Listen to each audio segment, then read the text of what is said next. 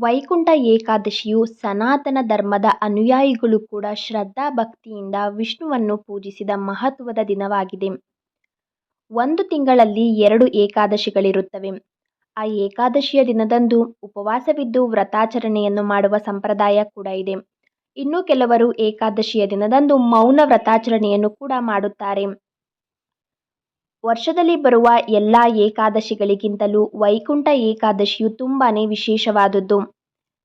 ಈ ಚಾಂದ್ರಮಾನ ಪುಷ್ಯಮಾಸ ಶುಕ್ಲ ಪಕ್ಷದಂದು ಬರುವ ಏಕಾದಶಿಯು ಅತ್ಯಂತ ವಿಶೇಷವಾದದ್ದು. ಆ ದಿನದಂದು ವೈಕುಂಠ ಅಂದರೆ ವಿಷ್ಣು ಲೋಕ, ಸ್ವರ್ಗದ ಬಾಗಿಲು ಕೂಡ ತೆರೆದಿರುವ ದಿನ ಎಂಬ ಪ್ರತೀತಿ ಇರುವುದರಿಂದ ಆ ವೈಕುಂಠ ಏಕಾದಶಿಯ ದಿನದಂದು ವಿಷ್ಣು ಅಥವಾ ವೆಂಕಟೇಶ್ವರ ಸ್ವಾಮಿಯ ದೇವಾಲಯಕ್ಕೆ ಹೋಗಿ ದರ್ಶನವನ್ನ ಮಾಡಿ ನಾವು ಸ್ಮರಣೆಯನ್ನ ಮಾಡಬೇಕು. ಈ ವೈಕುಂಠ ಏಕಾದಶಿಯ ದಿನದಂದು ವಿಷ್ಣು ದೇವಾಲಯಗಳಲ್ಲಿ ದರ್ಶನವನ್ನು ಪಡೆದರೆ ಸ್ವರ್ಗ ಪ್ರಾಪ್ತಿಯಾಗುತ್ತದೆ ಎನ್ನುವ ನಂಬಿಕೆ ಇದೆ. ವೈಕುಂಠ ಏಕಾದಶಿಯಂದು ಉಪವಾಸದ ವ್ರತವನ್ನು ಮಾಡುವುದು ಅತ್ಯಂತ ಪುಣ್ಯದ ಕೆಲಸವಾಗಿದೆ. ಆ ದಿನ ಶ್ರೀ ಮಹಾವಿಷ್ಣುವಿಗೆ ಧೂಪ ದೀಪ ನೈವೇದ್ಯಗಳನ್ನು ಸಮರ್ಪಿಸಿ ಆರಾಧಿಸುವುದರಿಂದ ನಮ್ಮ ಇಷ್ಟಾರ್ಥಗಳು ಸಿದ್ಧಿಸಿ ಮನಸ್ಸಿಗೆ ನೆಮ್ಮದಿ ಲಭಿಸುತ್ತದೆ. ಅಷ್ಟೇ ಅಲ್ಲದೆ ಆ ದಿನ ಬ್ರಾಹ್ಮಣರಿಗೆ ಭೋಜನವನ್ನು ನೀಡಿ ದಾನವನ್ನ ಮಾಡಿ ಆಶೀರ್ವಾದವನ್ನ ಪಡೆಯುವುದರಿಂದ ವಿಶೇಷವಾದ ಫಲಗಳು ಪ್ರಾಪ್ತಿಯಾಗುತ್ತದೆ. ಜೊತೆಗೆ ಆ ದಿನದಂದು ನಾವು ಕೆಟ್ಟ ಕೆಲಸಗಳನ್ನ ಮಾಡಬಾರದು. ವ್ರತವನ್ನ ಆಚರಣೆ ಮಾಡುವವರಿಗೆ ಯಾವುದೇ ಒಂದು ತೊಂದರೆಯನ್ನ ನಾವು ಕೊಡಬಾರದು. ಈ ವೈಕುಂಠ ಏಕಾದಶಿಯ ವ್ರತವನ್ನ ಆಚರಿಸಿದರೆ ಫಲ ಪ್ರಾಪ್ತಿಯಾಗುತ್ತದೆ ಎಂದು ಹೇಳಲಾಗುತ್ತದೆ. ವೈಕುಂಠ ಏಕಾದಶಿಯ ಪೌರಾಣಿಕ ವ್ರತದ ಕಥೆಯನ್ನು ಓದುವುದರಿಂದ ಅಥವಾ ಆ ಕಥೆಯನ್ನು ನಾವು ಕೇಳುವುದರಿಂದ ವಿಶೇಷವಾದ ಯಜ್ಞ ಮಾಡಿದ ಫಲ ದೊರೆಯಲಿದೆ. ಈ ವೈಕುಂಠ ಏಕಾದಶಿಯ ವ್ರತದ ಕಥೆ ಹೀಗಿದೆ. ಗೋಕುಲ ಎಂಬ ನಗರದಲ್ಲಿ ವೈಖಾನಸ ಎಂಬ ರಾಜನು ಅಲ್ಲಿ ರಾಜ್ಯವನ್ನಾಳುತ್ತಿದ್ದನು.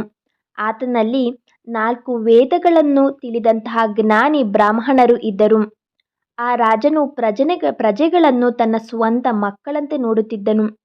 ಅವರ ಕಷ್ಟಗಳಿಗೆ ಸ್ಪಂದಿಸುತ್ತಿದ್ದನು. ಒಂದು ದಿನ ರಾತ್ರಿ ರಾಜ ಮಲಗಿದ್ದಾಗ ಆತನ ಸ್ವಪ್ನದಲ್ಲಿ ಆತನ ತಂದೆಯು ನರಕದಲ್ಲಿರುವುದನ್ನು ಕಾಣುತ್ತಾನೆ.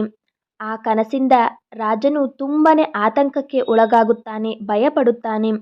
ಮಾರನೇ ದಿವಸ ಬೆಳಿಗ್ಗೆ ರಾಜನು ಬ್ರಾಹ್ಮಣರನ್ನು ಕಂಡು ತನ್ನ ಸ್ವಪ್ನದ ಬಗ್ಗೆ ತಿಳಿಸುತ್ತಾನೆ. ತನ್ನ ತಂದೆಯು ನರಕದಲ್ಲಿ ಅತ್ಯಂತ ಕಷ್ಟವನ್ನು ಅನುಭವಿಸುತ್ತಿರುವುದನ್ನು ಕಂಡೆ. ಅಷ್ಟೇ ಅಲ್ಲದೆ, ಮಗನೇ, ನನ್ನನ್ನು ಈ ಕಷ್ಟದಿಂದ ಪಾರು ಮಾಡೆಂದು ಹೇಳಿದರು ಎಂದು ಹೇಳುತ್ತಾ ತುಂಬಾನೇ ದುಃಖಿತನಾಗುತ್ತಾನೆ. ಕನಸಿನ ಬಗ್ಗೆ ಚಿಂತಿಸಿ ಸೋತಿದ್ದೇನೆ. ರಾಜ್ಯ, ಧನ, ಮಕ್ಕಳು, ಮಡದಿ, ಸೈನ್ಯ, ಆನೆ, ಕುದುರೆ ಯಾವುದರ ಮೇಲೂ ಕೂಡ ಆಸಕ್ತಿ ಇಲ್ಲದಂತಾಗಿದೆ. ಈ ದುಃಖದಿಂದ ಪಾರಾಗುವುದು ಹೇಗೆಂದು ಬ್ರಾಹ್ಮಣರಲ್ಲಿ ಕೇಳಿಕೊಳ್ಳುತ್ತಾನೆ. ಯಜ್ಞ, ಯಾಗ, ತಪಸ್ಸು, ವ್ರತ, ಪೂಜೆ ಇವುಗಳಲ್ಲಿ ಯಾವುದನ್ನು ಮಾಡಿದರೆ ನರಕದಿಂದ ತನ್ನ ತಂದೆಗೆ ಮುಕ್ತಿ ದೊರಕುತ್ತದೆ ಎಂದು ಕೇಳುತ್ತಾನೆ.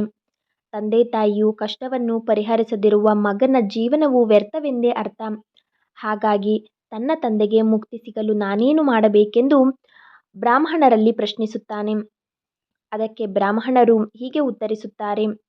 ಅಲ್ಲಿಯೇ ಹತ್ತಿರದಲ್ಲಿ ಭೂತ, ಭವಿಷ್ಯ, ವರ್ತಮಾನಗಳೆಲ್ಲವನ್ನೂ ತಿಳಿದು ಹೇಳುವ ಜ್ಞಾನಿಗಳಾದ ಪರ್ವತ ಋಷಿಗಳ ಆಶ್ರಮಕ್ಕೆ ತೆರಳಿ ಈ ಸಮಸ್ಯೆಗೆ ಪರಿಹಾರ ಕಂಡುಕೊಳ್ಳಬೇಕೆಂದು ಹೇಳುತ್ತಾರೆ.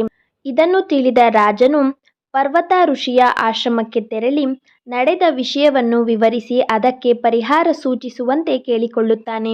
ರಾಜನ ತಂದೆಯ ಕಾಲದಲ್ಲಿ ನಡೆದದ್ದೆಲ್ಲವೂ ತಪೋಶಕ್ತಿಯಿಂದ ತಿಳಿದುಕೊಳ್ಳುವ ಪರ್ವತ ಋಷಿಯು, ನಿನ್ನ ತಂದೆಯು ಪೂರ್ವಜನ್ಮದಲ್ಲಿ ಅನೇಕ ತಪ್ಪುಗಳನ್ನು, ಕೆಟ್ಟ ಕೆಲಸಗಳನ್ನು ಮಾಡಿದರ ಪರಿಣಾಮವೇ ಇದಾಗಿದೆ ಎಂದು ಹೇಳುತ್ತಾರೆ. ಇದನ್ನು ಕೇಳಿದ ರಾಜನು ಪರಿಹಾರವೇನು ತಿಳಿಸಬೇಕೆಂದು ಋಷಿಯ ಬಳಿ ಕೇಳಿಕೊಳ್ಳುತ್ತಾನೆ.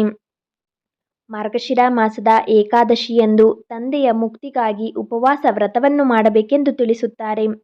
ಇದರ ಪುಣ್ಯದ ಫಲವಾಗಿ ತಂದೆಗೆ ನರಕದಿಂದ ಮುಕ್ತಿ ಸಿಗುತ್ತದೆಂದು ಹೇಳುತ್ತಾರೆ.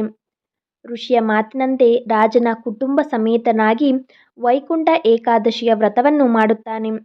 ಆ ವ್ರತದ ಫಲವಾಗಿ ತಂದೆಗೆ ನರಕದಿಂದ ಮುಕ್ತಿ ಸಿಗುತ್ತದೆ.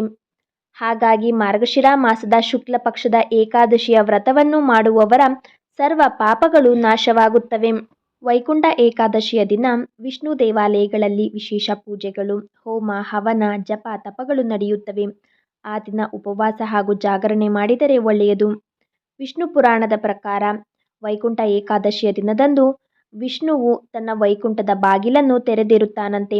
ಈ ವೈಕುಂಠ ಏಕಾದಶಿಯ ವ್ರತದ ಕಥೆಯನ್ನು ಕೇಳಿದವರಿಗೆ ಮೋಕ್ಷ ಪ್ರಾಪ್ತಿಯಾಗುವುದರ ಜೊತೆಗೆ ವೈಕುಂಠದ ಬಾಗಿಲು ತೆರೆದಿರುತ್ತದೆ.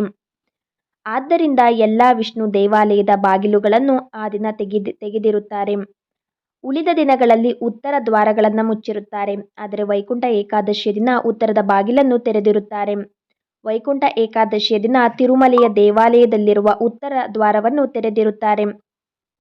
ಪದ್ಮಪುರಾಣದ ಪ್ರಕಾರ ವಿಷ್ಣುವಿನಿಂದ ಬಂದ ಶಕ್ತಿಯಿಂದ ಮೊರ ಎಂಬ ರಾಕ್ಷಸನನ್ನು ಸಂಹರಿಸಿದ ದಿನವಂತೆ ಈ ಮುಕ್ಕೋಟಿ ಏಕಾದಶಿ.